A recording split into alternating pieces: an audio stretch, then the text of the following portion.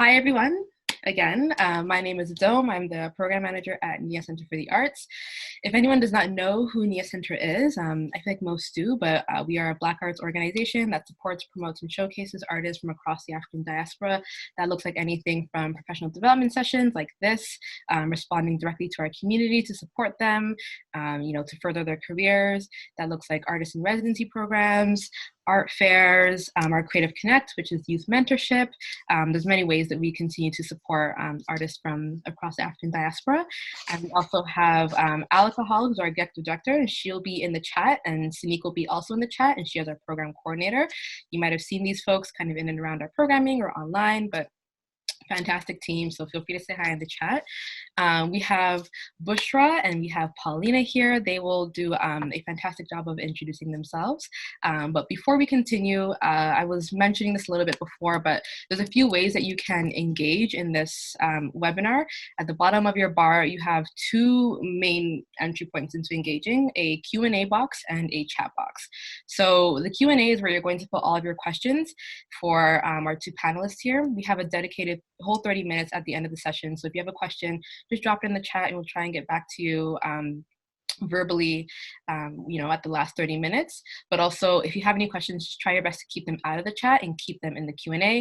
If you have a question that's in the chat, odds are we might not get to it, but there's quite a few people here today, so we're just trying to, do our best with managing folks. I also want to move into a very brief land acknowledgement. It's a very weird time that we're in, and I really do hope that everyone's doing well and coming here safe and feeling fulfilled, and being able to check in on their loved ones and hope that your loved ones are doing well. And it's interesting because we're not all in the same space like we typically would be for an in-person, not webinar, an in-person session or workshop, but, we are all someplace, and I'm assuming most of you are in Toronto. So, we must acknowledge and give thanks to the Huron-Wendat Nation, the Métis Nation of Ontario, the Mississaugas of the New Credit, Mississaugas of the Scugog Island Nation, the Six Nations of the Grand River, as traditional inhabitants of the lands of City and Toronto, where we stand on the bones of Indigenous people of this land. We also acknowledge that we are all treaty people, including those who came here as settlers, as migrants, either as generational migrants or those who were brought here involuntarily, particularly as a result of the transatlantic slave trade. And today we pay tribute to the ancestors of those of African origin and descent. So without further ado, we have quite a few folks in the session, and we only have an hour and a half, so I don't want to talk for too long. Paulina, why don't you begin with telling us a little bit about yourself, what you do. A lot of folks, I'm going to say like 100% of the people in the chat know you and know who you are, but they might not. So just, let us know a little bit about yourself, and then we can also touch base with Bushra, and, you can chat with us a little bit as well. Actually, I'm going to swing it over to Bushra first because my story is part of the first thing I talked about in the presentation. Awesome. Yeah, so thank you very much for inviting me. My name is Bushra Junaid, and I'm the Outreach and Development Manager at the Ontario Arts Council. And so my role is to support the organization's outreach efforts to always be bringing new artists and communities in, and as well, I manage two project programs. One is the Skills and Career Development Program that we're going to speak about this evening, so I won't really dwell on that. And as well, I support our Deaf and Disability Art section. So there are a couple of programs there, and if you identify as a deaf artist or an artist with disability, I'm happy to speak. I'll touch on that as well. Mm-hmm. And I'm also a visual artist and curator. Amazing. So as someone in the chat says that they can't hear you, Bushra, maybe just speak a little bit louder. Okay, I can. Off altogether? No. Oh, that's great. That's great. That's better. Okay. All right. So I'll just do it without the headset. Okay. Thank you. Appreciate that. Thanks for being flexible. Okay, so I'm going to disappear because no one cares what I have to say. You're here for Paulina, you're here for Bushra. So Paulina is going to begin with an intro on, of course, who she is, but also sharing a little bit about what exists out there for PD grants. But like I said, she can explain it a lot better than I can. And I'll just be in the chat, and I'll pop back later for the Q&A. Take it away, Paulina. Okay, awesome. Thank you so much, Adam. And thank you, Bushra. I'm so honored to be co-facilitating with you. Bushra is my favorite I want to say OAC grants officer, but generally, like, I think my favorite officer generally of grants. She's just like such a legacy. So thanks so much for this. I'm going to actually share screen so we can just, oh wait, I cannot share my screen. Adam. I don't know what we're going to do there. So while I'm waiting to figure out that technical difficulty, oh, I'm a co-host. Right, yes, there we go. There you go. I got it. Awesome. I got it. There we go. Okay. Cool. There we go. A fancy Canva. All right, cool. So everybody can see the screen, right? All right, nobody needs to see. We can see it. All right, awesome. Okay, so hi everyone, good evening. My name is Paulina O'Kieffe Anthony, for anybody who doesn't know me. I'm a spoken word artist, now a playwright as well. Thanks very much in part to the Ontario Arts Council, in which I was a recipient of their professional development grant. There's access and skills for Indigenous and people of color. I received it for mentorship to develop my play, which is entitled How Jab Jab Saved the Pretty Mass. So as you can tell, maybe I am also Trinidadian descent, and working on a play that centers around carnival, traditional carnival, and its connection to Toronto. So I'm really happy to be here. If you want to follow me and my work, you can find me at Paulina O'Kieffe. Just don't put the Anthony, and you'll find me on Instagram and all the social media networks. I'm going to tell a little bit about my story. I have been doing spoken word for about 15 years now. I perform, I teach, and I've competed nationally, regionally. I'm an arts educator. I've worked for NIA, for Harbourfront Center, for the school boards. I'm everywhere in terms of teaching and performing. I've performed at like When Sisters Speak. I've been featured in media, CBC, and a bunch of other stuff. So that's my spoken word career, which has been my longest. However, more recently, in the past 2 years, I've been foraying into the world of playwriting, which is a totally different world for me, but a very exciting one. And when I started to move into this, I started working on a project, this play idea I had. And what's important about this play idea is that I'm a very authentic writer. I like to keep things, when I'm speaking about culture or tradition, very authentic. So I knew I was going to require like heavy mentorship, not just on learning like the technicalities of like writing plays, the formatting, the language, because I didn't go to drama. I'd do a drama degree or any of that. But also in mentorship from elders who make and practice traditional carnival arts here and in Trinidad, to be as authentic as possible when I'm writing my play and the characters that develop out of them. So, of course, the first thing I thought was, I'm going to need some money if I'm going to hire some quality senior artists to work with me. And so I applied for the Ontario Arts Council's Access and Careers Skills Development Grant, which I received it, and I'm very thankful for that. But it really actually opened a lot of doors. It wasn't just some money to throw into like developing myself. A lot of like unexpected outcomes came from that. And I think it really helped me and gave me the freedom to really explore and create and be able to compensate really high quality mentors, and travel and do things that really brought my play to the next level. But I'll tell you a little bit more about how that happened as we go.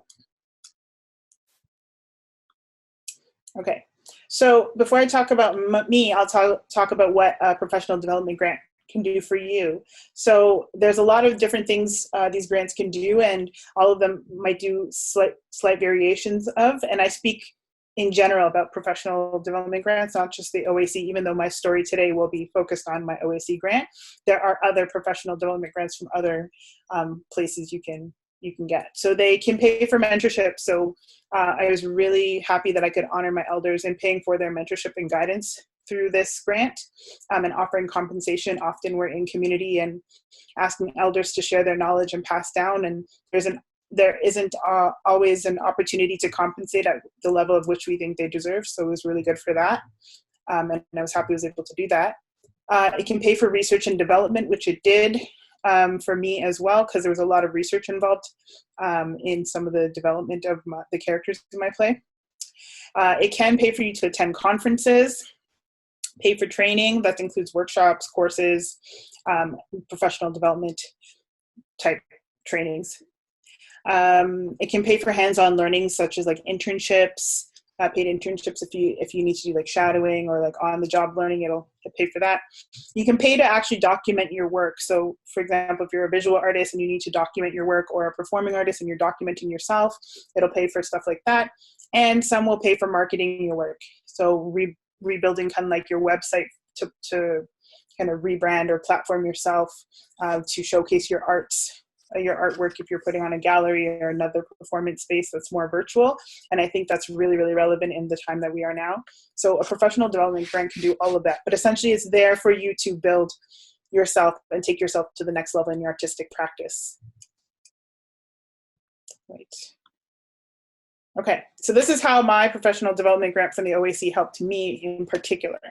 So like I said, it paid for mentorship with 2 senior playwrights who are also directors, both of them who are culturally connected to my project. They're both of Trinidadian descent, which made it very easy and awesome to work with.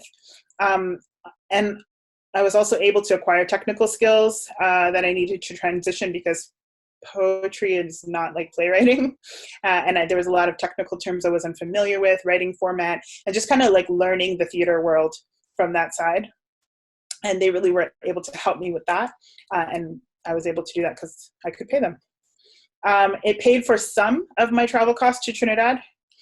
So last year in August, I was able to travel to Trinidad during Carafesta, because Trinidad was hosting it that year. Carafesta is a Caribbean arts festival, and each Caribbean island and also Guyana take turns hosting it. And so it was just the stars aligning at this time that I'm writing this carnival play that Trinidad was hosting Carafesta. And it was amazing because a lot of it was really like on the Trinidad side was really focused on traditional carnival and carnival history. So it really actually amplified the research that I could do like outside of any other time that I would have gone, right? So I was able to go during that time. One of my mentors was able to connect me to a bunch of elders in the traditional Mass community. They guided my character research, which was really, really important. And it helped ensure that, again, I was authentically and respectfully like incorporating these characters into my pieces, which again is important to me. And I was able to compensate those folks in Trinidad too, which was a big deal to me as well. And then it allowed me to work with my mentors to complete a scene excerpt, which I applied to and was accepted to present at the Peace of Mind's Black Women in Theater Festival. So that was like huge, because I went from like, I don't even know anything about writing a play to, hey, a scene of my play is being presented. And I really feel like my professional development grant really helped me to be able to get there. So there's that. Okay.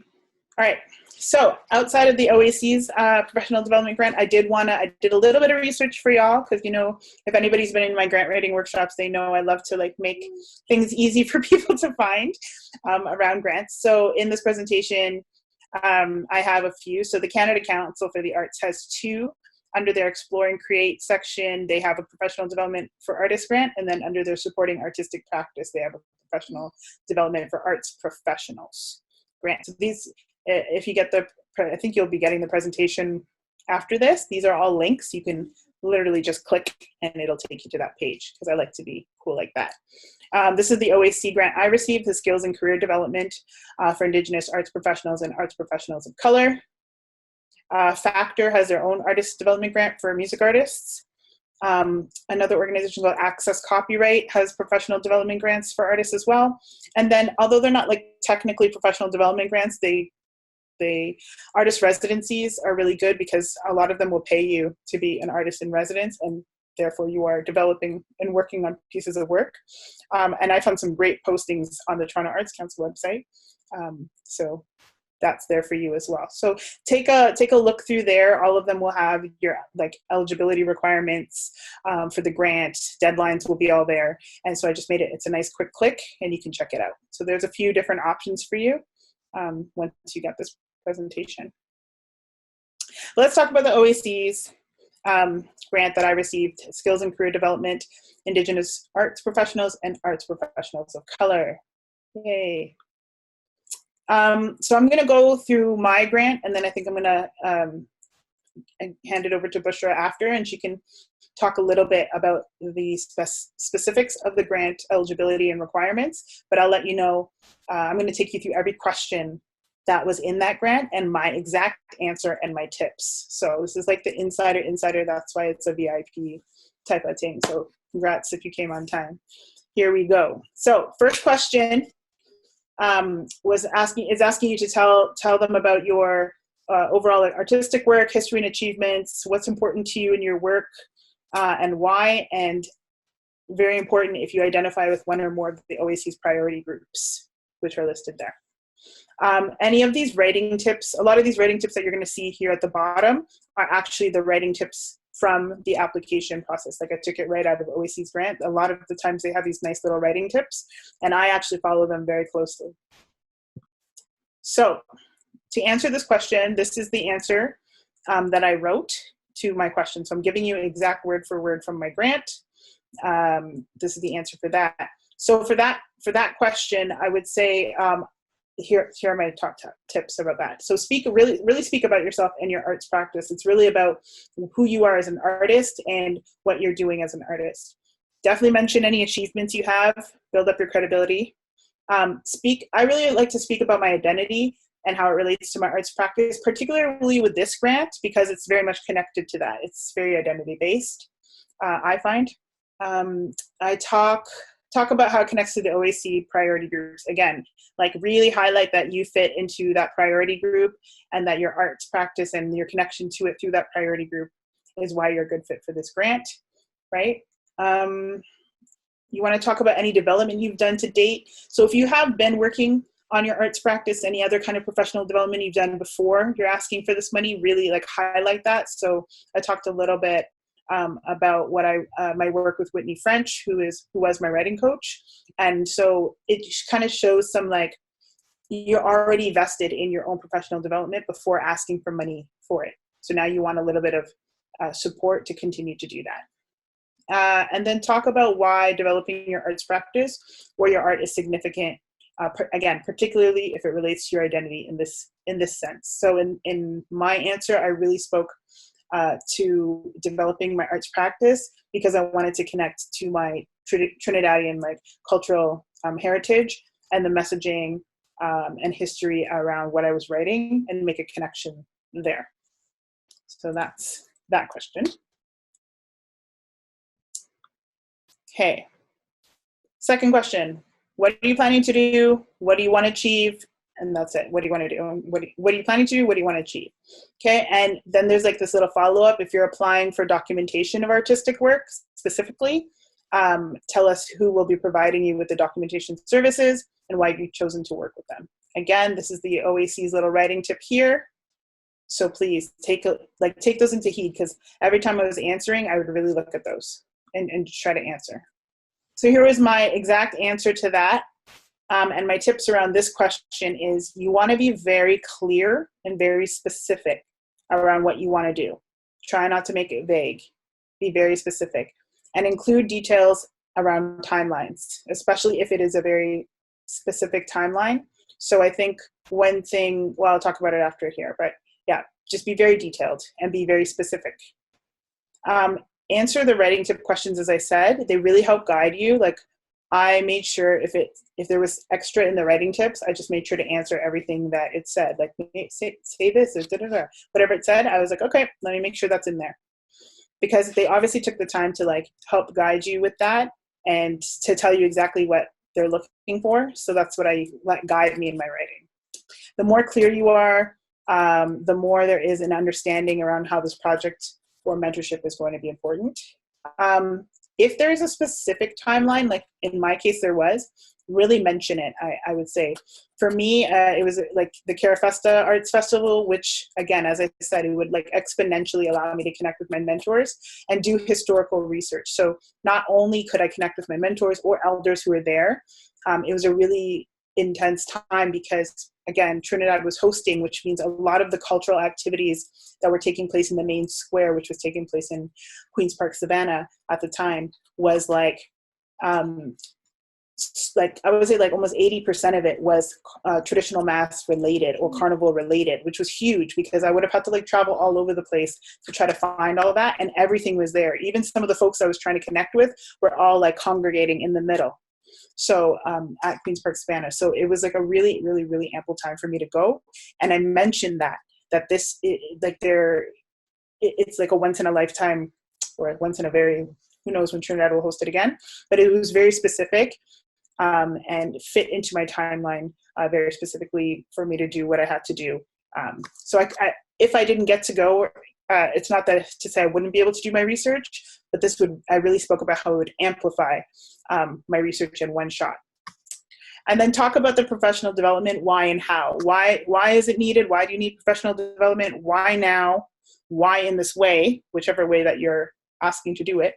And if you can do this, how is it going to take, most importantly, how is it going to take the next level, take you to the next level in your arts practice? Because that's like the main key. We're doing professional development to maybe like move into the next level of whatever we want to do. Or in my case, you want to transition into a new arts practice that you might be now an emerging artist in, right? I'm a professional poet, but I'm like more of an emerging playwright. And so this is really key at this time for me. I think if you answer those key questions at the bottom, that will really help you with your grant. Okay, next question. If you are applying for documentation of artistic work, tell us who will be providing you with the documentation services and why you've chosen to work with them. That was on the previous question, but I'm just going to highlight it here. I didn't have to answer this question because I didn't have anybody who was documenting it. I just documented it all on my iPhone by myself.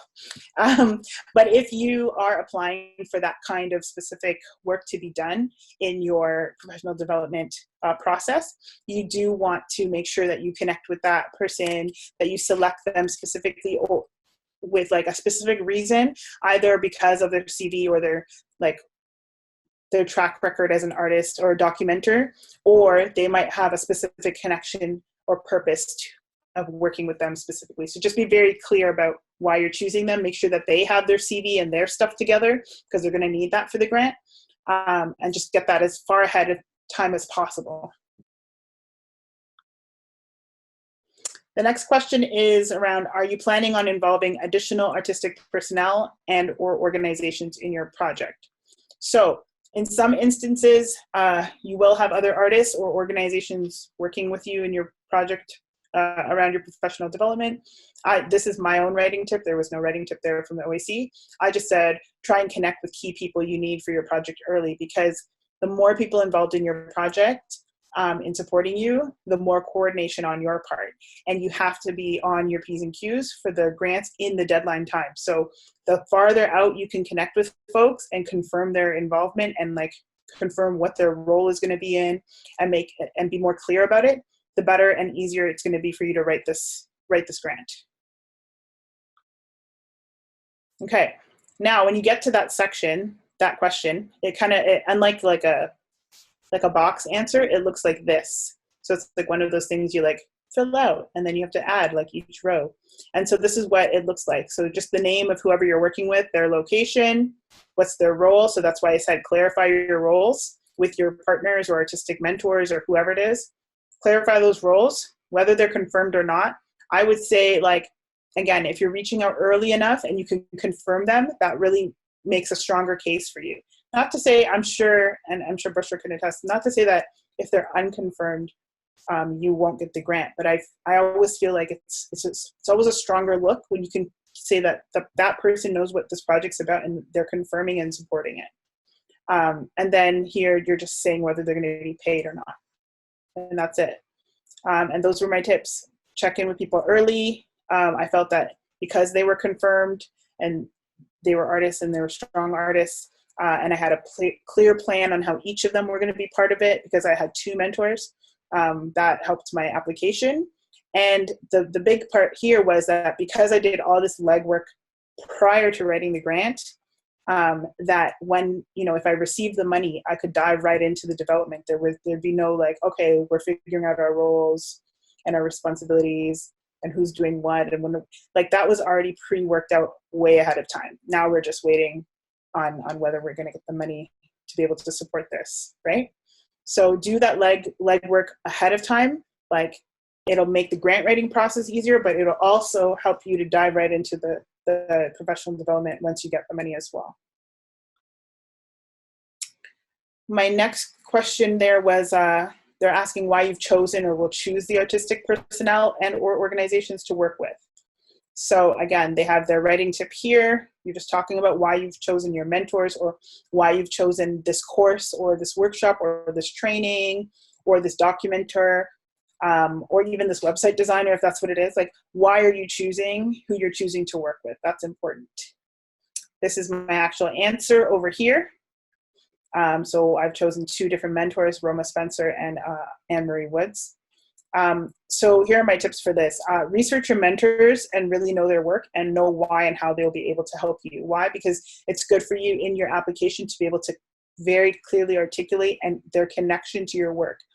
If you look at the answers that I put here, it's very clear why I chose Roma Spencer and why I chose Anne-Marie Woods. Both of them are of Trinidadian descent. Both of them are playwrights. Both of them are directors. Both of them are connected to carnival culture, right? So it'd be one thing if they're Trinidadian but not connected, but they are both connected and in the theater world. So I would assume to a jury this makes a lot of sense as to why I picked these mentors, because it's very clear how they're connected to my project. Same goes for workshops, courses, and conferences. If it's not a mentorship and it's a workshop, course, or a conference, you really want to speak to how this is connected to the work that you're doing, right? Maybe you're expanding into a new technique, right? And you want to do that. Maybe it's a very specific person who's teaching that course. That would go back up to here. So then research and be able to speak to that course leader or instructor. Maybe they're only here once every how long, right? And you have an opportunity to take a course with them or training with them. Maybe the conference you want to go to is so specifically around what you're doing in your arts practice and offering an opportunity to network. So whatever it is, you want to be very specific on how these things connect to your specific project. If you're doing mentorship, speak to your mentors early, or choose your course or organization you're working with so you have the appropriate support materials ready. So if you have to have like brochures from a course or any confirmation of enrollment, your mentors should really be on board and confirm and be working with you. That's really key. So do that early on. Also, what you want to do early on is definitely gather any support documents early.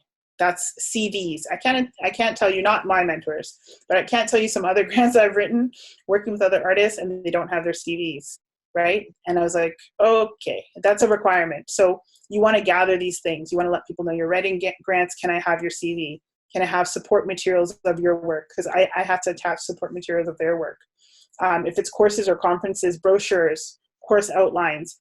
If it's specific, if you're taking a workshop or a training, and you're taking it because a specific person's leading it, add a little one-pager about who that instructor is, who that artist is, what's their work, right? You might not have their CV specifically, but you're able to put a one-pager together that makes the jury say, okay, that makes sense why they want to take a course with that person and why it would be great for the professional development, okay?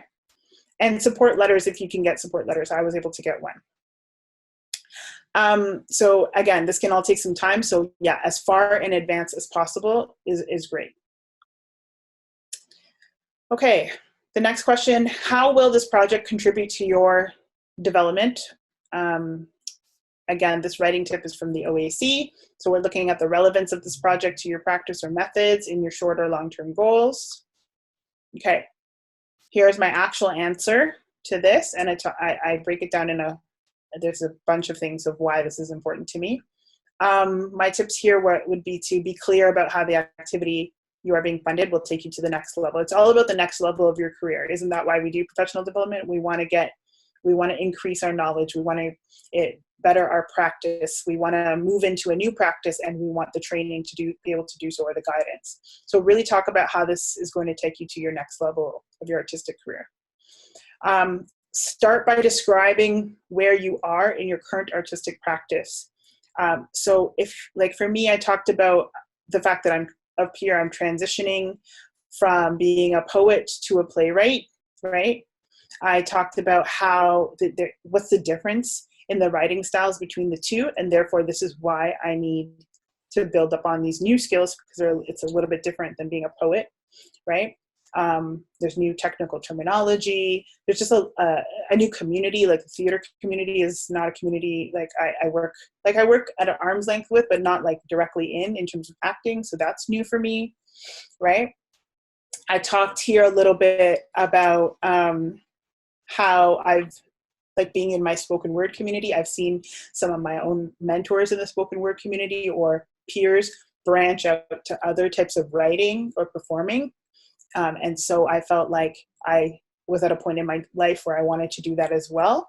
You know, after you've done so many open mics and so many slam stages, I'm like, there has to be other things I can write or do on a stage. And so I really spoke about that. I wrote about the project and why its importance to me in supporting my artistic transition. Like I didn't want to just jump into anything. I wanted the opportunity to travel and do research, right? So for me, when I'm writing poetry, it's very about like what my individual feelings and how I'm reacting to the world. But this new project would be the first time I think I would be doing a piece of writing where I had to do research, and I'm incorporating real things with research into my piece, and then creating some kind of fictional characters out of it. So that was a little bit scary, and I wanted support to be able to do that properly. And yeah, and then right at the end, I just kind of talked a little bit about how I'm hoping like the mentorship would kind of continue on in my community. So most of this answer is really about my project and my own artistic practice, but then at the end, I'm able to connect it to more of the larger practice of mass culture and traditional arts mass, right? And how this project is just a piece of one of many projects to help preserve like the art form itself. So that I think must have been a strong point, because I'm going from like where I'm starting to kind of what I want to do, to kind of like how what I'm doing is not just about my development, but it's about preserving the art form itself, right? And so that made it a little bit stronger.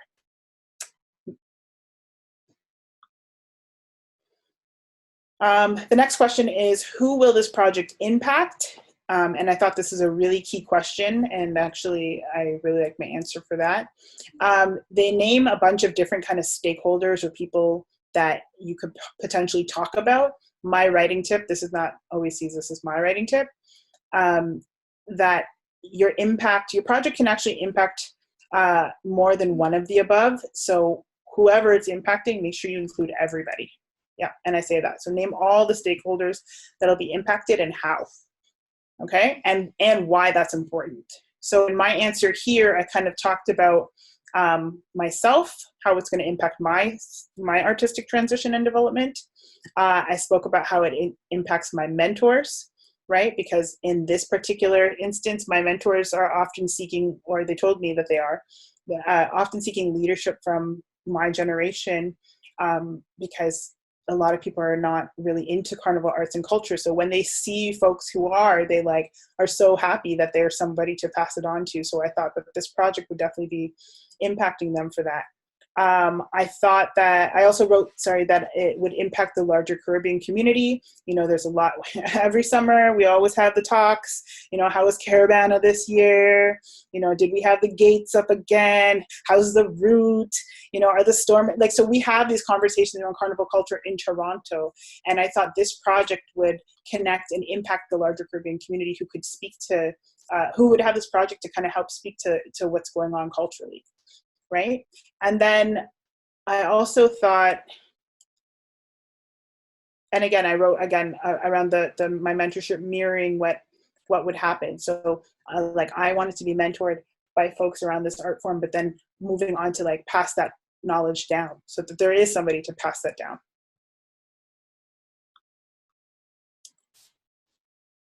The next question was, does this project involve organizations or audiences from one or more of OAC's priority groups. So if you do have folks in any of these priority groups, Indigenous, persons of colors, Francophones, people 18 to 30 years old, really speak to that. So it's, if it does, who is it, how is it, or how are they involved and why? So for me, I just spoke about the fact that all the artists, the mentors, the extended partners, the community, everybody that's actually going to be impacted or be part of the development of my project are all people of color. So that was one of the impact groups. This very specific community that they're from and the art form that they're connected to. So I just was very clear about that. And I just said in my tips, speak to any stakeholder in the project that might connect to that, and be very specific and include details if you possibly can. But as you can see here, I just wanted to point out, if you looked at my other answers and like they were like super long and I barely fit it on this like slide, not every answer has to be like that. Sometimes in grant writing, you can have a nice little, you can have a nice little succinct answer like this, right? The answer is yes, this is who it is, and that's it. It just goes to show you don't, just because it says you can write 150 words, you don't have to write 150 words if your answer, it can be in 1 or 2 sentences. All right, and then anybody who's been to my workshops before know my favorite, the work plan. So OAC's template has our own work plan template inside.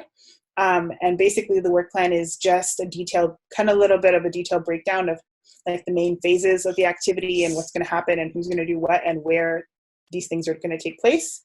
So I did a little screenshotting for you. This is what it looks like.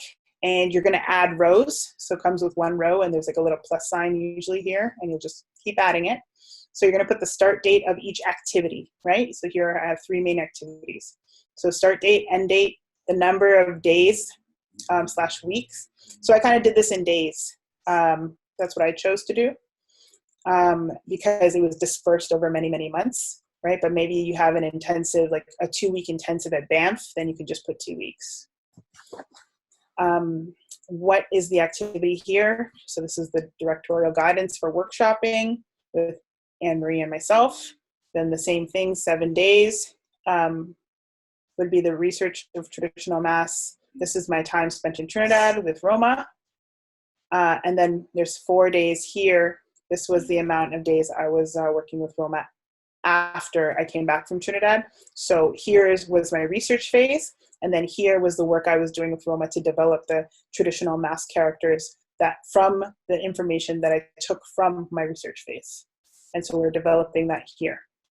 And so those are my main activities here. Okay. Next question is, how will you raise money for this project, and what will you do if you do not raise as much as you have planned?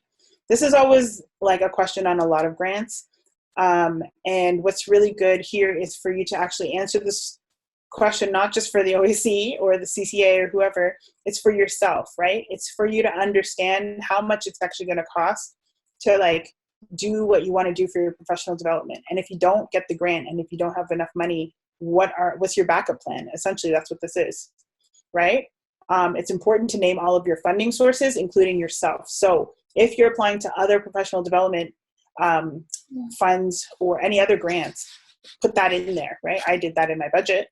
And be prepared to talk about, your backup funding plan. So you're either going to be talking about, if I don't get the grant from OAC, this is where the money is going to come from, and it could come from other grants, or it could come from your pocket. Or talk about, if I don't get the money or I don't get all the money, this is how I might transition or change my project so it could fit within however much money I do get. Or if it's self-funded, my project would actually look like this instead. So that's that. In terms of like what I wrote, mine was like this part here. I was going to put money into this whether the OAC gave it to me or not, because as I said, this is like the time sensitivity around Carafesta and maximizing my research potential. I'm a mother of 2, so I don't have a lot of time. And if I could maximize my potential in 1 week of going to Trinidad by going during this festival time where they're focusing on the very thing I'm there to research, yeah, I was going to do it, whether the OAC was paying for it or not. So I kind of just basically spoke to that. And I just spoke to, okay, if I'm paying for it instead of the OAC, this is what it means. It means I might minimize my spending when I'm there. I might have to call up an auntie or two and just save on my costs, you know. This might even mean reducing the hours of mentorship with Roma and Anne-Marie, so I can, you know, they can mentor me within what I could actually pay, right? But I also really talked about the fact that, again, as an emerging artist, where I am in my practice, I'm serious about my practice. So any money that I'm putting in is, to me, an investment, right? It's an investment into developing my practice. I'm serious about it. And I also just, again, mentioned that I'd be applying to other arts councils. I connected with the Playwriters Guild of Canada. So you can see in this answer, like, I did my due diligence. I do have a backup plan. This is going to happen with or without you. It just might look like this if I don't have the money, if I'm not awarded this fund. That's all. So most of the grant that you're writing is your dream plan, but this little piece of the grant is definitely your backup plan. So make sure you have a backup vision of how this project could happen. How did you determine and estimate expenses, including artist fees? So this is really, really important, this section. You don't just be guessing. Get those fees from either the course, workshop, training website, from your mentors. Ask them to break down their fees. Please note this, it doesn't fund living and personal expenses. Some grants do, but not this one. So don't put in like your rent and personal expenses and stuff here. That's not for you. You could put artist fees for yourself for doing the work, right? But don't detail your living expenses there. So this was my answer to this question. I just talked about the development of my own skill set. Up here I just talked about how I determine the fees, and here I just kind of broke the fees down. So mentors told me their fees. The fees for CareFesta travel, food, and accommodation, I had researched obviously ahead of time, and I just said I kept them as limited as possible. This part was really key for me.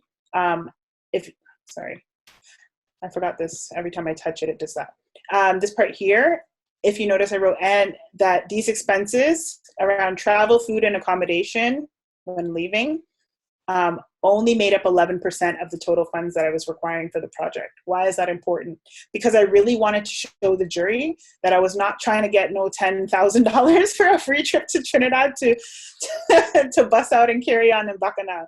Like, I was really doing research, y'all, and to show them that the majority of this money wasn't going for me to travel on their dime. It was actually going to the mentorship, and that this little piece of traveling, which actually was a very significant part of the research part, was actually only 11% of the total funds. And then I talked about my budget. So if you notice my budget at the bottom, the budget for this project or professional development project was $12,750. The OAC's maximum is $10,000. So right here, I made sure to say that the project exceeds the amount of funding for that the OAC could give me. And so I'm going to get money elsewhere, basically, for the rest of it. And so I kind of broke it down. So my mentor's fees, my artist fees for myself, right? The flight to Trinidad,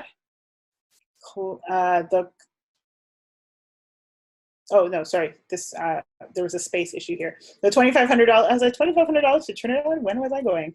$2,500 were my artist fees. The flight to Trinidad during CareFesta was like here, $550. And if you notice here, I even wrote that it covers partial flight. So I'm telling the council again that, I'm not asking you for the full ticket. I'm saying, can you help me pay for a portion or reduce the cost? Accommodations was here, and the meal allowances was here. So again, this is a very realistic budget, because I sorted for everything, and you can see even like it went over, and they know that I'm going to cover the rest of the costs, right? So tips here: get your quotes directly from your mentors, the course or workshop website, or from a contractor if it's a web designer, photographers. Get those quotes. break it down. As you see here, I broke it down. I didn't just slap the $2,500 next to artist fees for myself. I wrote down it's $25 an hour. I'm going to be spending 100 hours of mentorship and artistic development work here. It's all about breaking it down. $50 a day for food at 7 days. $100 a night in hotel or wherever by 6 nights, right? Like just really, really, really break this down. Okay.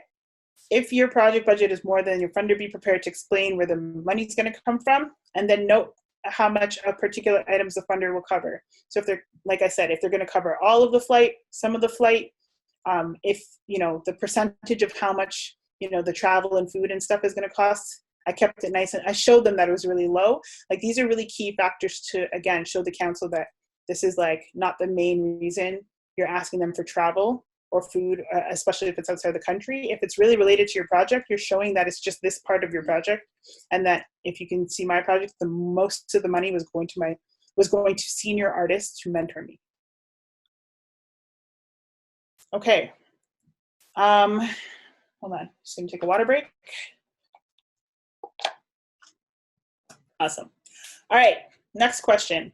If applicable, provide a list of goods or services being donated to this project. So if you do have any, just provide a list and I would put the value next to them. I didn't have any, so I don't have an answer to that question, but I would just list them and then list the value next to it. So if you're doing space, for example, if somebody donated, I don't know, space for you to do your artistic work, ask them how much it would have cost you if you had to pay for it, and then just put that value next to the in-kind space. So what was in-kinded? Space. By who? I don't know, NIA Center for the Arts. How much was in-kinded? Like $300 worth of space in-kinded to me. That's how I would list that down. Then everybody's favorite, the budget. Okay. So my tip here is to create your Excel budget first. Like you have to create a budget in Excel or whatever you do, Word. And then just transport that into the OAC's budget portal. Why? Because even though you have to do the budget portal, you actually then have to upload a budget anyway, so you might as well do it. So here's what my budget looked like here. So you see, this is the project amount. Oh, actually, it ended up being a little bit more than what I had originally put. Oh, I must have adjusted the flight price actually. So it was a little bit more than 12,000 when I did the actual budget. Here's my total budget. Here is the amount from other funding sources. So I was applying to this grant for $2,500 to pay for my own fees. I was applying to Canada Council to pay for the remainder of these fees that the OAC wasn't going to pay for. And then here's how much I asked the OAC for. So if you notice, I didn't ask the OAC to pay for any of my artistic fees because I was applying to this other grant, and even if I didn't get it, I'm so entrenched in my artistic development that I was willing to waive any money that, you know, paying myself for my own artistic work and development. Like that's something I could let go of. What I could not let go of is definitely paying my mentors. So I really needed the OAC to pay for that. The same thing with the travel, right? I would really like them to pay for some of the travel because the research in this travel directly relates to this project. But as you notice, they're not paying for everything, which I think really helps when they see that they're not going to pay for everything, and that even if I didn't get CCA money, that like this amount was a reasonable amount that they felt like if they gave me this, but I didn't get this Canada Council grant, I would put in this money for myself, because I already told them that previously in the grant that I would fund whatever was not funded by myself. Okay, and then last but not least, supporting materials. So for supporting materials, I'm going to just tell you what I attached. There's a lot, and sometimes that page looks a little overwhelming, but it's really not. It's just they lay out everything at one time in it, and that's why it looks like that. But what I attached for mine were support letters from my mentors, and in those letters, they outlined their role in the project. They talked about their expertise and experience, any accolades they had, etc. And then they confirmed the rate of payment they would receive. So the rate of payment in their letters matched what I said it was going to cost in my budget. That's important. I also was able to snag a last minute a recommendation letter from my writing coach, Whitney French. So that demonstrated the development that I had spoke about earlier that I was doing prior to writing this grant. So that the council knew that I had already invested money into hiring Whitney to like work on the earliest stages of my play. So that's already showing a commitment to my investment, even though I'm an emerging artist. Like, I'm willing to put in my own money to build myself. A copy of the draft of my script, so they know that there is an actual play developing. I'm not just saying I'm doing a play, right? Like, I actually have some development in there. This could also be video,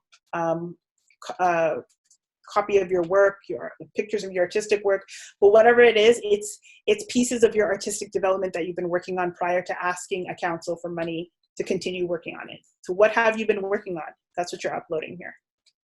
And then I also uploaded videos of both my mentors performing. So I had one video of Anne-Marie performing in one of her plays that she wrote and directed. And then I had a video of Roma performing at the ROM, a Midnight Robber speech, which directly I have in my play. I was creating a Midnight Robber speech. So it was like what I put in there was so specifically direct, related to what I was doing. And it showed the range, a visual of like what my mentors have done, and again, validated their experience and the purpose of them being my mentors for this play. Get support letters early. That's a recommendation from me. Recommendation letters. So outside of your mentor, you want to get either maybe like letters of confirmation for a course you're taking. You want to get maybe recommendation letters from folks who have seen you in your earlier work or know that what you're working on, or like informally mentoring you and can vouch for you. Make sure that the work that you're uploading, like my draft script here, make sure your work is relevant to the skills you want to develop. It's recent, and it's like the highest quality that you can send in, especially if it's like photography, if it's photograph based, right? And get samples of your mentor's work, just like I did with their videos. You want to get samples of your mentor's work. You want to get course outlines if you can. That's really good for courses and workshops, especially if you haven't enrolled in it yet. But if you upload the course outline or the training outline, it really helps for the council to see how whatever they're teaching in the course really connects to how it's going to take you to the next level of your own artistic practice. So instructor bios are good for that, especially if you can't get their CV. You're not, like, say it's a guest bio from somewhere else.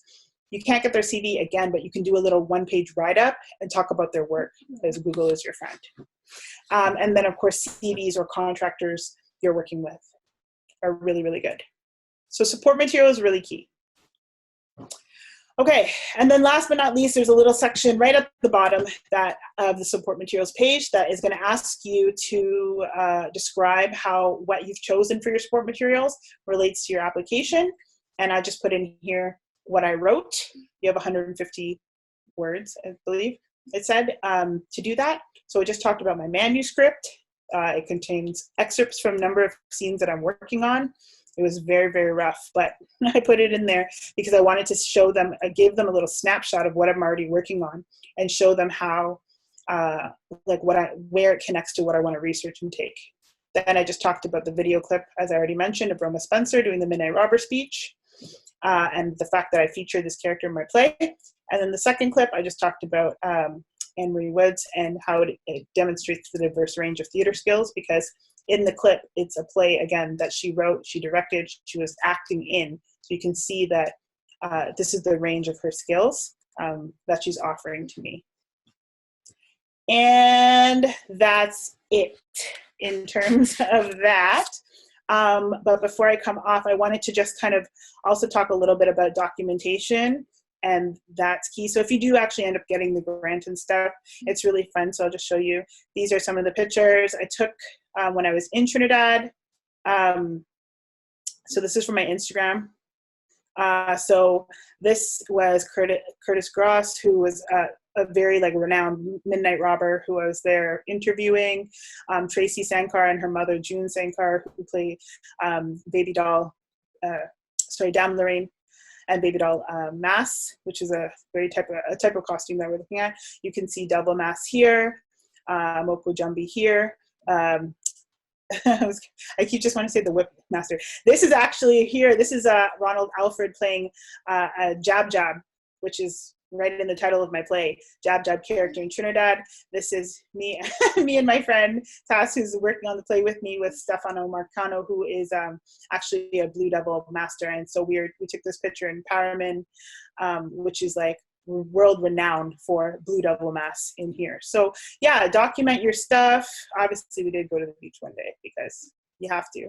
And then I also documented the afterwards. So this is when I got into Black women in theater. These are the actors I was working with. Here we are on stage doing our thing. This was me in my Midnight Robert costume, which was actually loaned to me by my mentor. She really loves me, oh, thank God.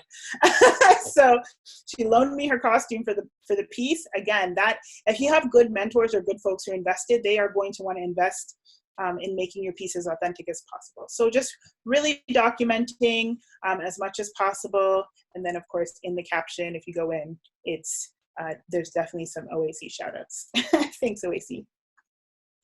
So that's that, and we can go to questions, I guess. Yeah. Oh, no, sorry. Mine's questions and answers, but we're going to, Bushra can actually also answer some stuff too. Yeah, thank you so much, Paulina. That was just such an amazing presentation, and I know I learned a lot, and you dropped huge gems. Folks are really picking up what you're putting down. We're just going to touch base very quickly on like the more specific elements of the OAC grants, and Bushra is going to walk us through that a little bit.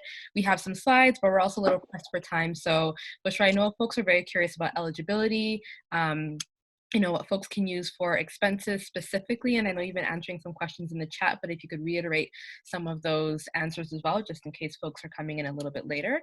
So I know that you want to do a quick screen share, so I'm going to put up the slides that you have now, and feel free to unmute your mic and take us through, what you have for us in terms of the particulars of the Skills and Career Development Grant. So let's make sure that Bushra can speak. I'm going to unmute you, Bushra. Yeah, thank you, Paulina. That was incredible presentation, so thorough, such rich nuggets. Touched on all of the, anybody who's on this call is incredibly privileged to have had that detailed walkthrough of the application. Quickly jump in and say, if folks do have questions, just remember to keep those in the Q&A so we can make sure we get to them. It's a little hard to answer questions in the chat. And right after, Bushra's presentation, we're going to move into the Q&A. So, if you've got questions, we want to hear them, make sure they go in the Q&A bar. Yeah, so Paulina has made my job very easy because I will just quickly go through a few of the eligibility criteria, and then it'll give both of us an opportunity to answer your questions.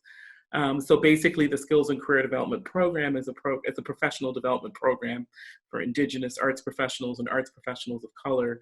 We say arts professionals instead of artists because we are cognizant of the fact that arts professionals include both artists or creatives, but also arts administrators and community animators and curators and programmers and technicians and arts educators. So the folks that are, running the whole gamut of creating and promoting and producing and presenting and distributing artistic work.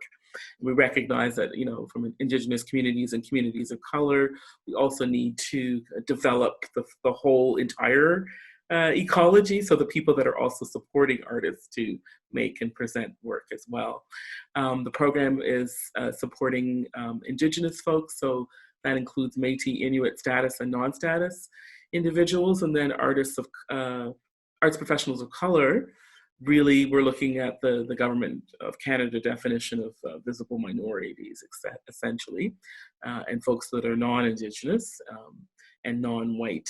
So Chinese, South Asian, African, Filipino, Latin American, Southeast Asian, Arabic, West Asian, Japanese, Korean, and Pacific Islander, etc. And this includes new Canadians of color.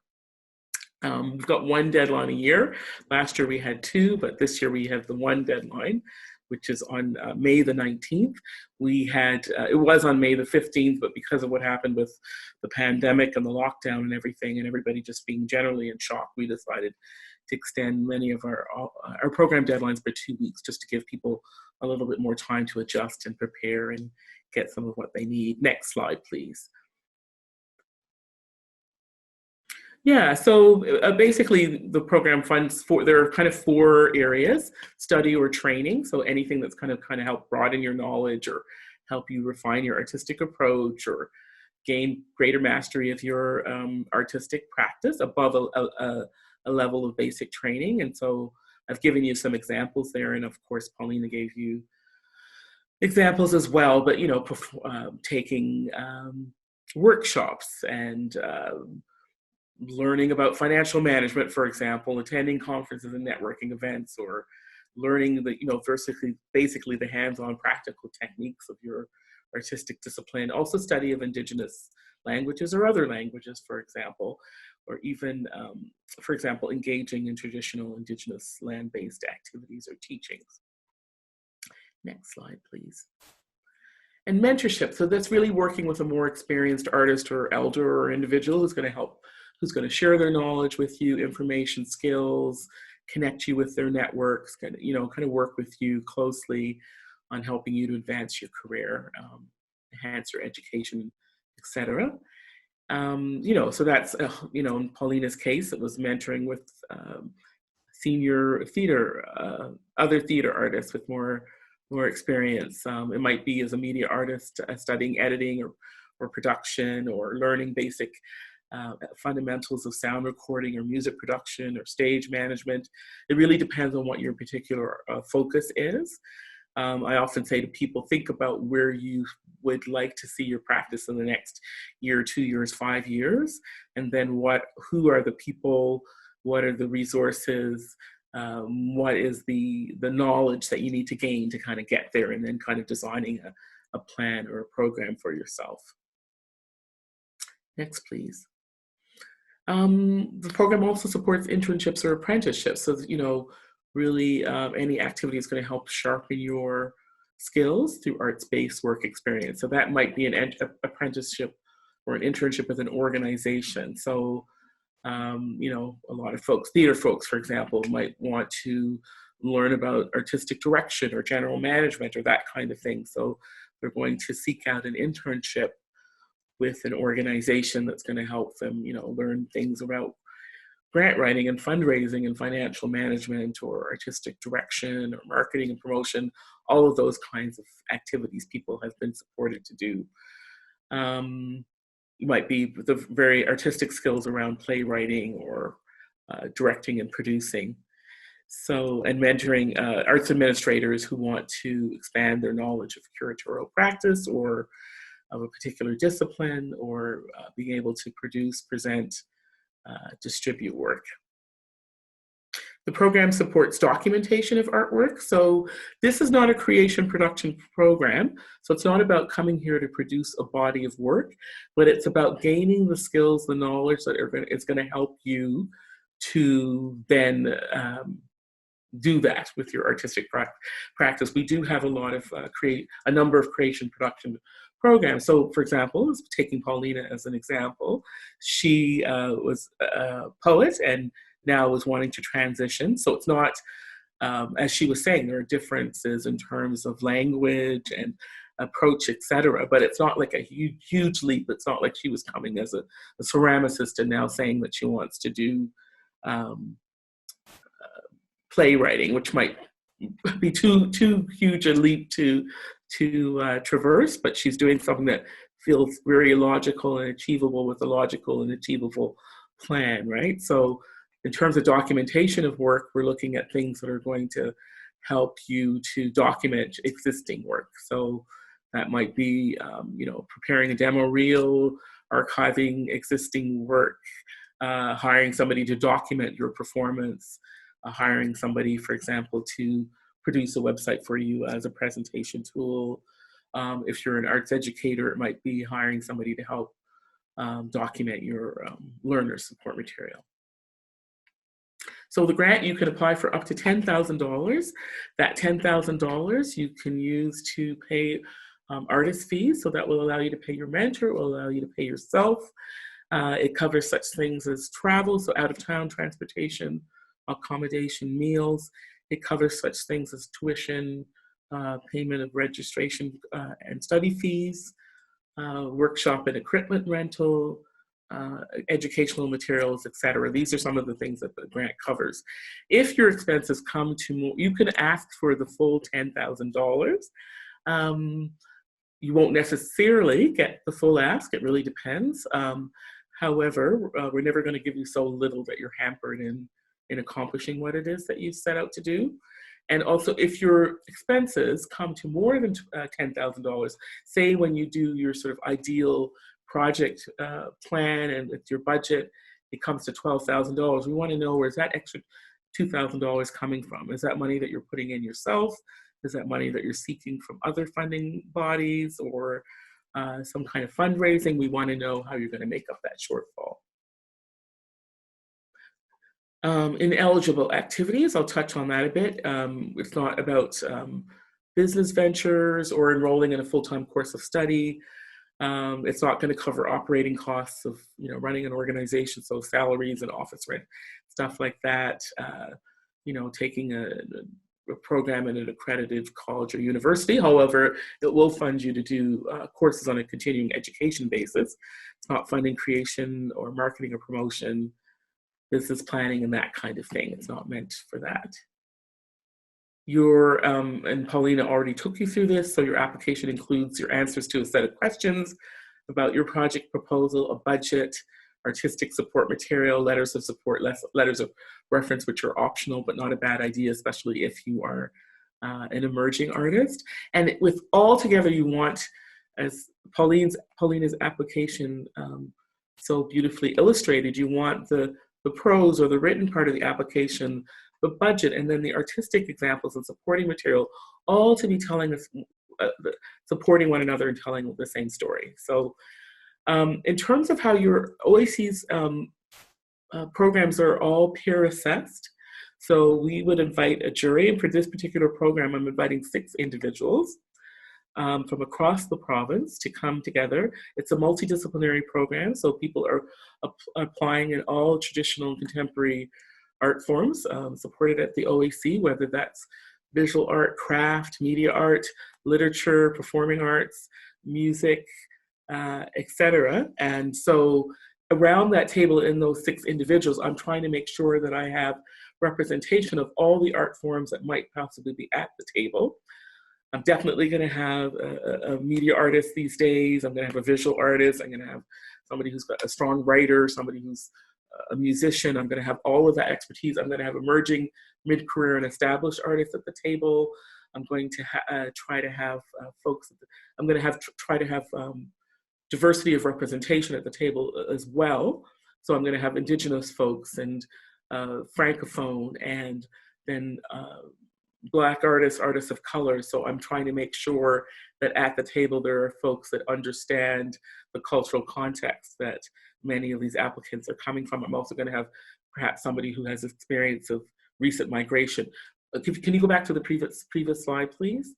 So this is what you're being assessed on. There are 3 categories: merit, impact, and viability. So merit, we're looking at your answers to the questions. If you're looking to work with a mentor, how suitable did you pick, people that make sense? If you're taking courses, does it make sense? Your artistic examples, your resume. Impact, we're looking at the impact, as Paulina said, it might have on you or the art form or the community, how this activity is actually going to advance your career, your stated objectives and things like that, how you said you're going to implement that learning. We're looking at the viability. What have you done before? How realistic and achievable is your plan, your budget, the details of your project? And you're getting a score in each of those categories out of 5. 5 is excellent, 4 is very good, 3 is good, 2 is fair, and 1 is poor. You're getting a score out of 5 in each of those categories. Next slide, please. Yeah, so who can apply? We want, OAC funds professional arts activity or professional artists that are working with community members. So in the case of this program, we're looking for people who are practicing artists or arts managers. So you're beyond the level of basic training, right? And that can be either formal or informal training. as Paulina was saying, you know, she didn't go to school to study theater or drama. She's learned this in more informal ways, right? Which is often how those of us from communities of color learn. So whether your training is formal or informal, but you've sort of completed your basic training, and you also spend a significant amount of time practicing your work, and you want to get paid for your work. Other requirements are you need to be a Canadian citizen or a permanent resident, or have an application pending for permanent residency, and you also need to be an Ontario resident. So you should have been living in the province for at least a year before the deadline, and have spent about 8 months a year here. We do recognize that people might need to be away for travel or study or other purposes, and then that is eligible. So those are kind of the basic eligibility requirements. I don't know if we want to get right into the questions right away.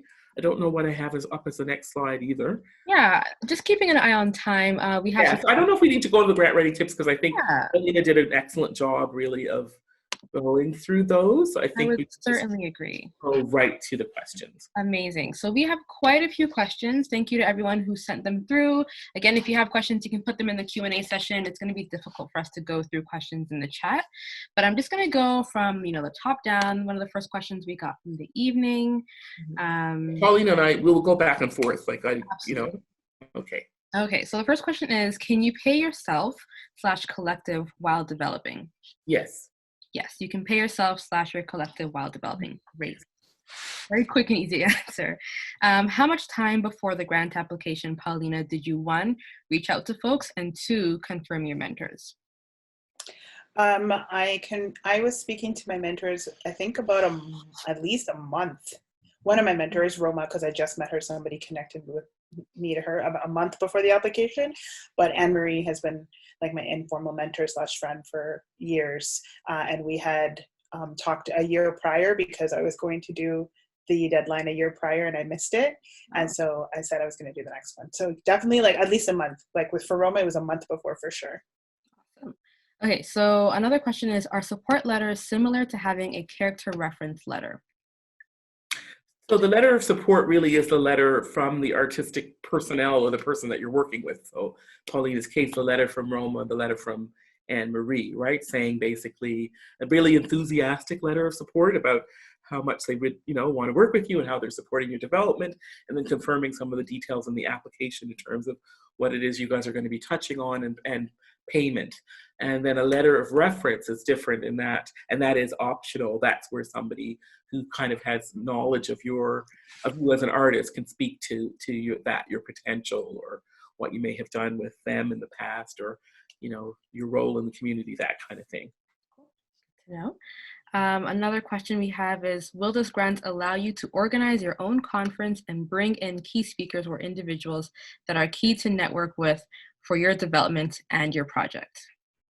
It can, and it has. Most people are applying for activity that's about supporting their own professional development, but we have seen applications where folks have been really strategic in terms of bringing in somebody that might develop their own benefit and themselves personally, and then offering something more widely to community, right?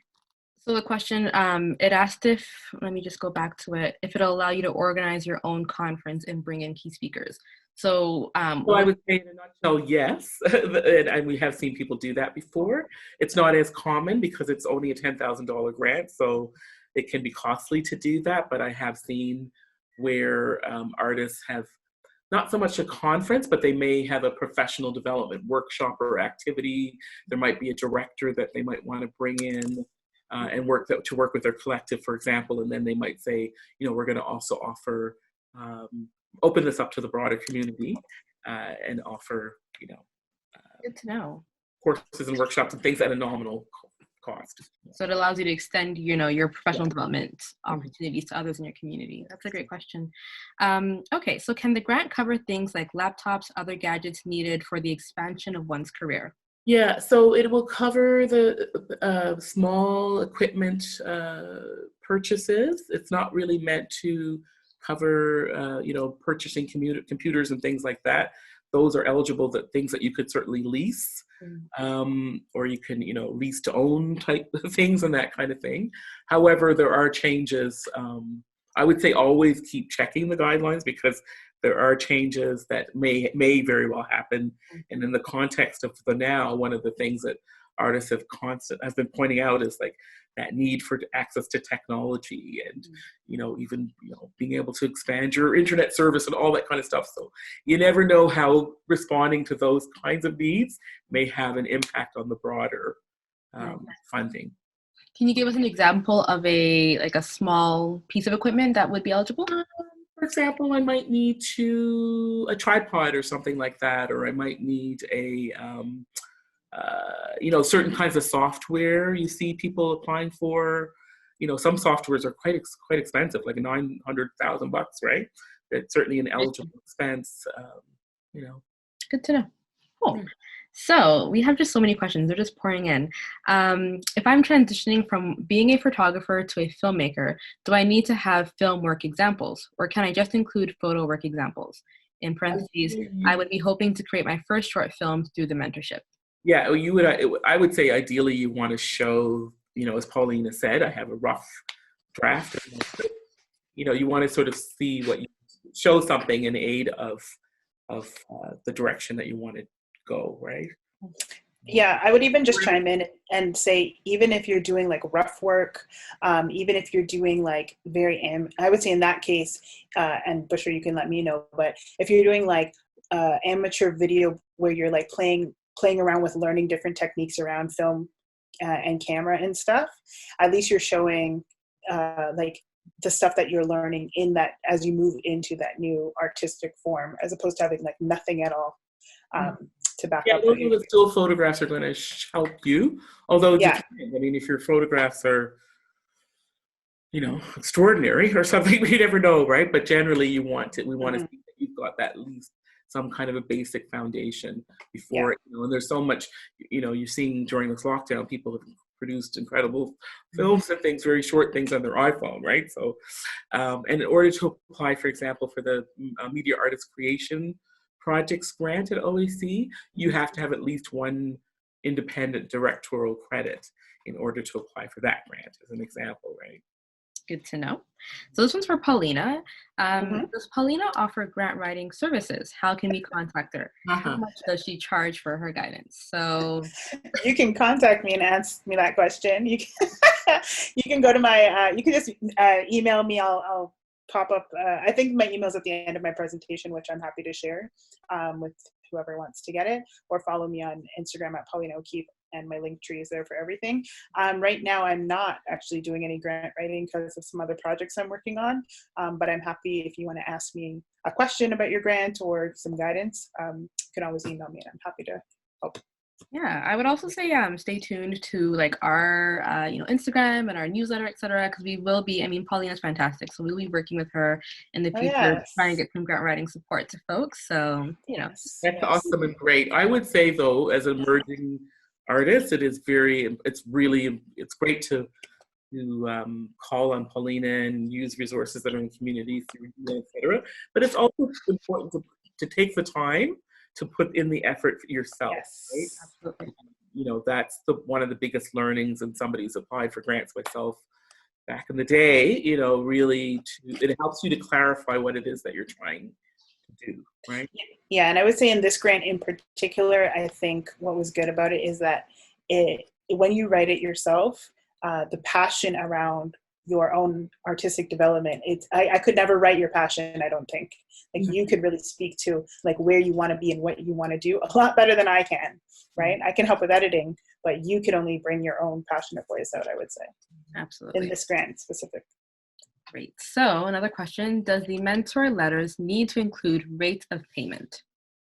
It's good for them to reinforce what as Paulina, I think, mentioned, this she's said in her application how she came to establish these fees, what they are, and then now the letter just reinforces that. Cool. Great. Quick and easy. Next question, what kind of support material would make sense to submit for an arts management focus? So arts management, I would say your CV is very key here. but then also it might be a brochure or examples of programming or examples if you manage artists. So it might be some artistic examples from their work, but often it's programming or that kind of thing. Paulina also did mention if you are taking a course, that brochure might work as support material. So yeah, I thought that was a really great point as well. Okay, so quite a few. What kind of support materials? Nope, just asked that. How would you both recommend being able to see other samples of other types of grants? So I think similar to how you're showing us element, I think it's also challenging because a lot of folks, like, it might not be something that people tend to share. Yes. It can be challenging as well in that something we will do from time to time, and I'm happy to do it through NIA Center at some point, is a simulated jury. And that is often the most impactful learning for people because they see examples of applications and then they go through the exercise of determining which projects get supported. And then they see where the subjectivity in the process comes in, or you know, that, because especially if you have several groups and each group comes to a different decision, then it really hits people, oh, you know. But I would say sometimes you be cautious as well, because sometimes some people will take the example of somebody else's application, and you can see that in a field where suddenly everybody's application starts looking like Paulina's application, right? And that's not necessarily, it's to glean the points that she's touched on that's important around the tips, and not so much trying to copy what she may have done. Yeah, and that's why I put the tips on the side, and so my application answers were there to kind of like show you how I implemented the tips. You don't want to like start sounding like other folks. Also, for you to find other examples, to be honest, is very tough in this climate because people don't want to share their grants and their ideas and stuff. Like, people are very particular about that. I'm very open about that stuff because I teach grant writing a lot of the time, and my grant is very specific to my project, so you couldn't take it without the OAC being like, kind of saw this already. Right? So I was okay with sharing, but I don't find like a lot of artists necessarily want to share, and you can't just ask the OAC to be like, hey, can I get this real life example? So yeah, but I'm offering mine to you, so. Which we really appreciate. Thank you. Incredibly generous. Very generous. One thing I'll also say is, for me personally, I will just like make an account and then open the grant. So it's not a completed grant, but I can at least see the questions, even if I have no intention on applying to that. And it's just a great way to like understand what, you know, the grant is asking for, read the guidelines. I find that quite helpful myself. We have another question. How closely do you have to adhere to your work plan? Well, I mean, things often change and there's flux, right? But you need to plan your project, and to be realistic and achievable, we give you up to 2 years to do the project because we recognize that there are things that need to shift. You know, Roma might have won the lottery and decided that she was flying off to Italy or something, in which case, I mean, that might become more challenging because, you know, I won't go down that road, but I'm just saying that there can be shifts and flexibility, but you should always be checking in with the program officer too, rather than, you know, taking huge leaps. And you know, you need to stick to the spirit of what it is that you were supported to do. Yeah, and I can speak a little bit to that question because I did have some shifts in my project, which you will see in my report, Bushra. Coming soon. But my shifts were like really slight, and also because I come from a grantor background, I wasn't going to burden Bushra by telling her, hey, peace of mind moved from October to February. Yeah, so like it's super minor. So we're extending the mentorship. We adjusted the way that the scheduling was, but the main things that I said I was going to do, I hit. I still was mentored by these two folks. I still went to Trinidad to do my research.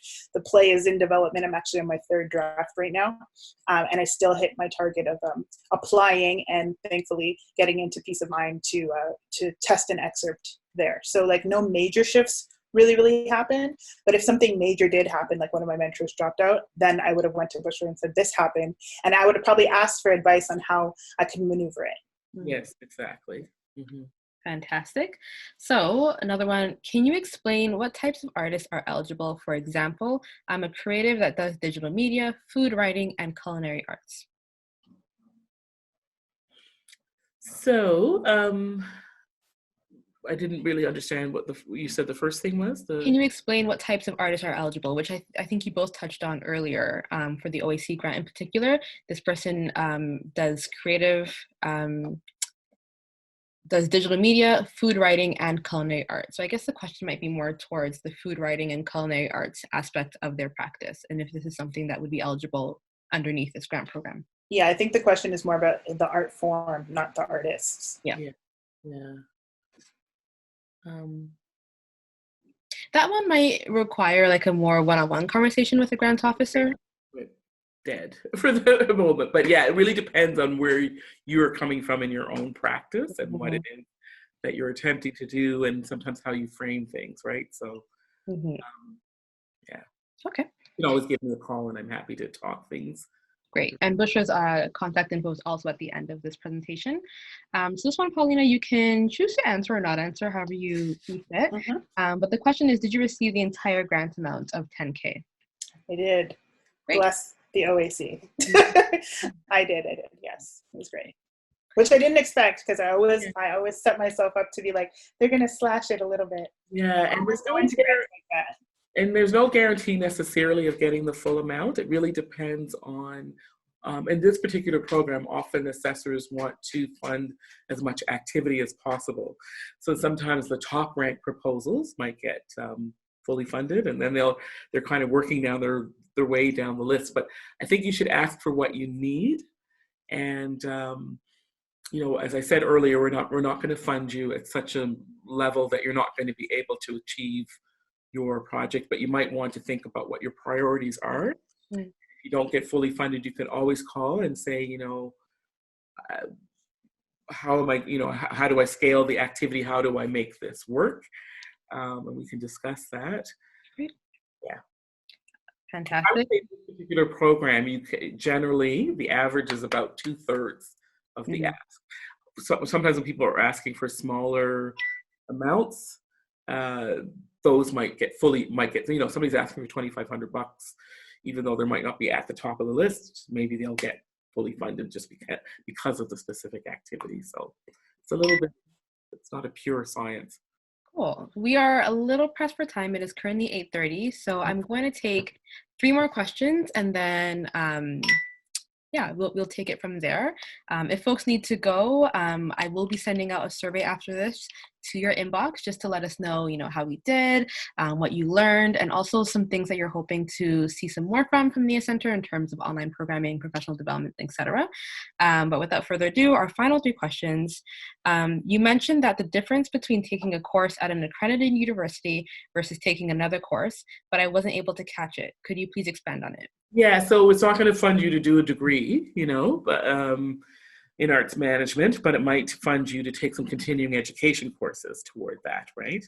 So, you know, for example, going to U of T to take some courses in financial management, but it's not going to fund you to go and do a business degree there.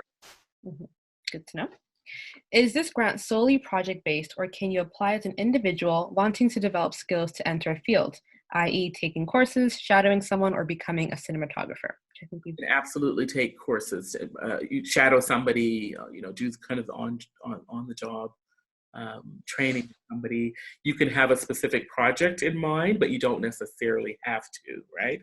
Sometimes as artists, it's important to have something that you're going to hang your hat on, because it then makes the learning concrete. So if I want to become a playwright, and then I'm taking some courses in screenwriting, and then I'm being mentored, you know, by somebody in that as well, there's not the pressure to have to, at the end, completed anything, but it kind of gives you something to work on as you're, you know, acquiring that and learning.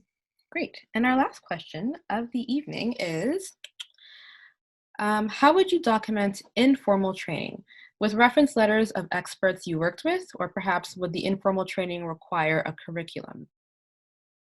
So I'm wondering if this question needs expansion, but essentially I think we were looking at some of the ways that you, Paulina, documented your experience in Trinidad, et cetera. If you have something that's less tangible, how would you document this? Training, whether they be conversations or emails? Yeah. So no, a lot of actually my training was like informal. Actually, all of it. was informal. I showed you some pictures, but that's not the only way I documented it. So when I went to Trinidad, obviously I took photos. I actually recorded all of my interviews with all the elders that I sat down with, which was awesome, because when I got home, I was like, what did they say? I was too busy fangirling as you're speaking. So like recording interviews, writing stuff down. On top of that, my elders, all the elders and my two mentors gave me a list of books that I need to be reading and looking at in terms of my research. So I'm documenting that. I'm adding that to my report in what I put in.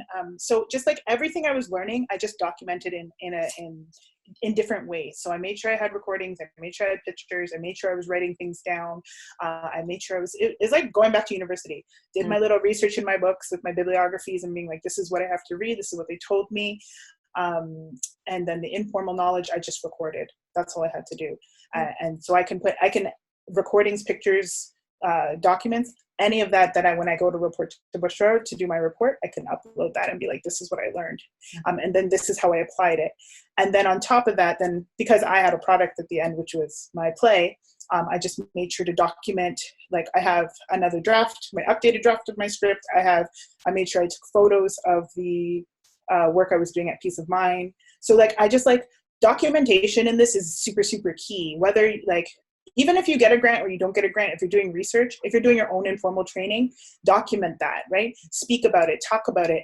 I started my own, I started another Instagram for just this project. And you go on that Instagram, because I'm doing this project, I'm actually working on this project with somebody else. So we created a collective out of it eventually. And so if you go on there, you'll start to see like how all the research I put on, I'm starting to piece it together and how it's working into my play and then speaking to the larger art form itself. So there's lots of ways to document informal learning in the same way, especially in this technological era. Yeah, absolutely. And I like how you mentioned the final report, because you will have to report on your grant. Yes. That's a huge key. So it might be a few months after, and you're going to want to remember, like, yeah, what did that person say? Or you might need some elements to submit. So I love that you mentioned final reporting. Yeah, that's very important because you have to report on the grant for sure. Absolutely. Well, that is it for this evening. Folks have had to leave the chat, but they are leaving like so much gratitude to you folks, because I've learned so much. I think others have learned so much. And like I said, you've been very generous, not only with your time, Paulina, but also just showing us elements of your grant along with tips. Like that's just so incredible. And you don't often see that. And Bushra, I really appreciate you coming out. It's, pretty late in the evening and it's a difficult time, but you added a lot of clarity in terms of the specifics towards the grant, and help us like unpack a few things that were very specific questions. So I'm so thankful to have you both here. Folks are also sending their gratitude in the chat. Like I said, there's going to be a survey afterwards, because we always want to know, what you need from us, what you took from this, what you enjoyed, what we can do better. And also stay tuned to our Instagram, our Facebook, our Twitter, at Nia Center, super short. Sign up for our newsletter. And like we said, we are working with Paulina in the future with some amazing programming. So, stay tuned for that. Bushra, thanks for offering the mock jury. Great. But do you guys have anything to say before we peace out? Yeah, no, thank you very much. I thought it was an excellent session. Thank you, Paulina. And anytime. Yeah, I just want to thank Nia for doing stuff like this, because this is so important and imperative. Again, I'm going to share the presentation so y'all have that as a resource. And at the end of it, I hope it's okay, Bushra, I put your OAC email. I put everybody's contact so folks could can connect. And again, I'll be working with Nia shortly as well around grant writing. But also, if you just have questions, I'm really super open. So just hit me up and I'm happy to answer anytime. Absolutely. Sorry, one other thing I wanted to add, if anybody feels like they're in a position to apply for the May 19th deadline, so they've got some, good preparatory work in place, do feel free to get in touch, and I can speak with you early next week and get the ball rolling, because the deadline is the following week, May the 19th at 1 p.m. If you're going to apply, start uploading your artistic examples, all of that stuff early so that you don't run into that 1 p.m. deadline. Amazing. Thank you so much. Again, check out the grant. If you need to email Bushra with any questions, do so. Email us, email Paulina. We're all super open. Have a safe and, wholesome evening. And I will see you online somewhere, hopefully sometime. Thank you all. Bye. Bye. This chat.